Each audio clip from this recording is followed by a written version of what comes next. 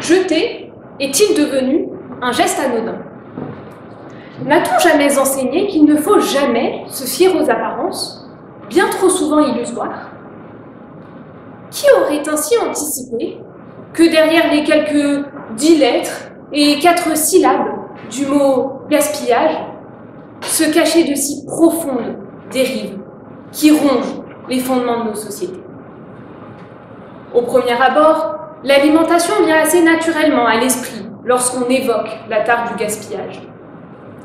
En effet, plus de 13 900 000 km² servent à produire des aliments qui iront directement à la poubelle.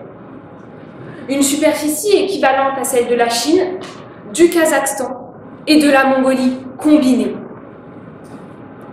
Si la terre a toujours été exploitée pour nourrir ses hôtes, force est de constater qu'aujourd'hui, nous préférons engraisser nos poubelles. Du champ à la poubelle, tel ainsi devrait s'appeler notre scénario, tant on exploite pour jeter ensuite. Acte 1, le crime organisé du gaspillage. Le gaspillage prend ses racines dans la terre labourée par l'agriculteur. On mesure, on calibre, on scrute le fruit. À la moindre malformation, ce fruit, si longuement arrosé, nourri, choyé, dégoûte soudainement. Le dégoût? Ah non, c'est un peu court.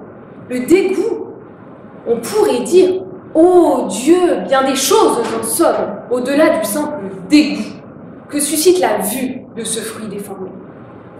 En variant le ton, par exemple, tenez, agressif.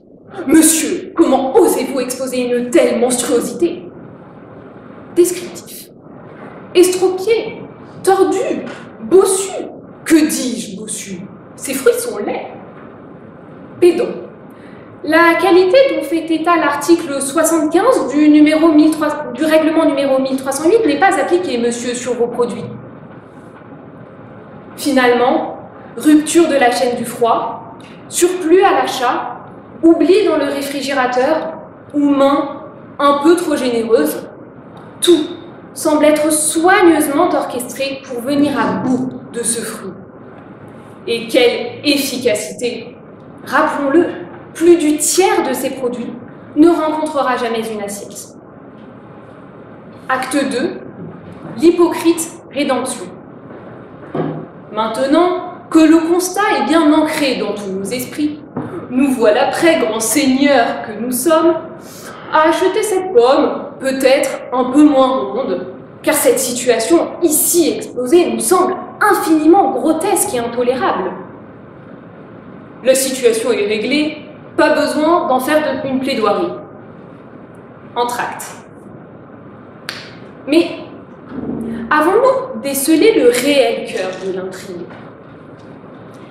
Il semblerait en fait très naïf de penser que cet acte de générosité soudaine soit la clé du problème du gaspillage, ancré bien plus profondément dans nos sociétés que dans cette pomme jetée parce que trop biscornue. Acte 3, la réalité du gaspillage. Notre société, enrôlée dans une frénésie capricieuse de consommation, alimente notre besoin d'obtenir tout maintenant. Soldes, publicités, boutiques en ligne, tout aujourd'hui nous pousse à l'achat.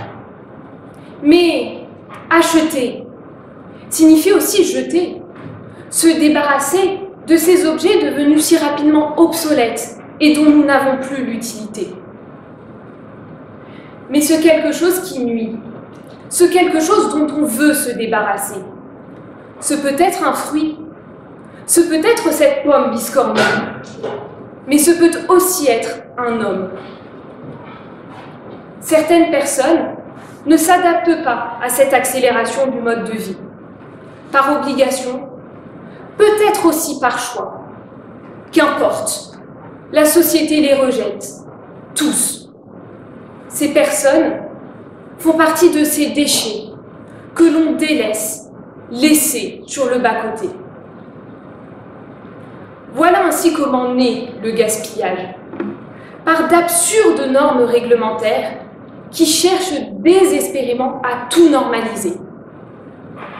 Nous pensons pouvoir formater une pomme pour la faire mûrir et devenir ronde.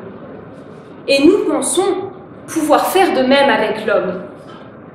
Ainsi, dès qu'un élément ne rentre pas dans les critères que fixe cette société, les doigts se dressent. Cette société ne peut se permettre d'exposer une telle monstruosité à la vue de tous, dans ses rayons d'étalage ou dans ses rues. Alors, cachons cet échec de la nature dans une poubelle.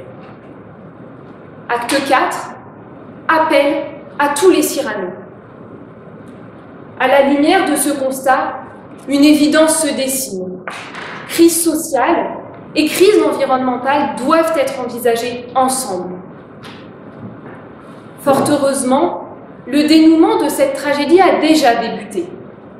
En 2016, la France adopte une loi stipulant que les invendus des supermarchés ne peuvent plus être jetés, mais doivent faire l'objet de dons à des banques alimentaires.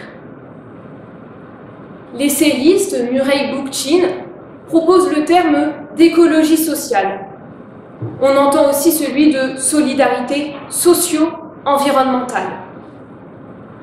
Finalement, comme le disait très justement l'écrivain Pierre Rabhi, la source du problème est en nous.